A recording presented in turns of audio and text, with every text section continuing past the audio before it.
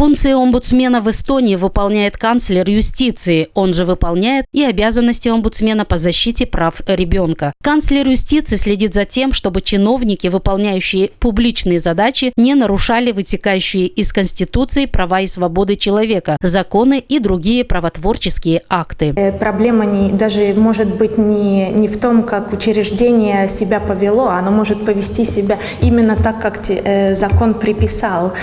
А если мы видим, что проблема на самом деле в законе, то мы можем сразу обратиться и заниматься этим вопросом с разных аспектов, с разных сторон. Обратиться канцлер может в парламент для того, чтобы закон привели в соответствие. Его рекомендации парламентарии обязательно возьмут во внимание. В аппарате канцлера юстиции работают 10 советников с высшим юридическим образованием. Мандат советника дает право входа в любое учреждение, где предположительно могли нарушиться права человека. Советник сам решает, какое учреждение посетить. Руководитель по связям с общественностью Янник Луц отметил, что граждане Эстонии с большим доверием относятся к омбудсмену. Канцлер юстиции очень активно участвует в общественной жизни, конференциях и в обсуждении разных вопросов.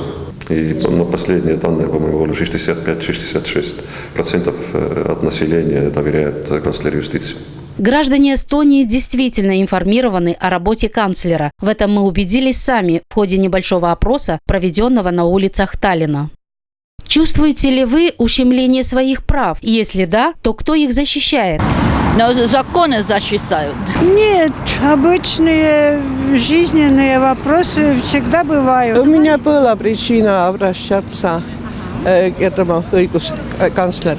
Ни один не мог мне помогать. Не так часто, скажем так, может быть, только на работе. Омбудсмена в Эстонии – это специальная должность, она что-то между населением и правительством. Канцлер юстиции в Эстонии назначается парламентом страны по предложению президента сроком на 7 лет. Раз в год канцлер представляет парламенту отчет о своей деятельности. Об эффективности данного института свидетельствует то, что более 90% рекомендаций канцлера юстиции выполняются. В случае невыполнения канцлер обращается к министру юстиции. И если и это не помогло, парламент страны. Точка зрения канцлера юстиции является окончательной и не подлежит обжалованию в суде.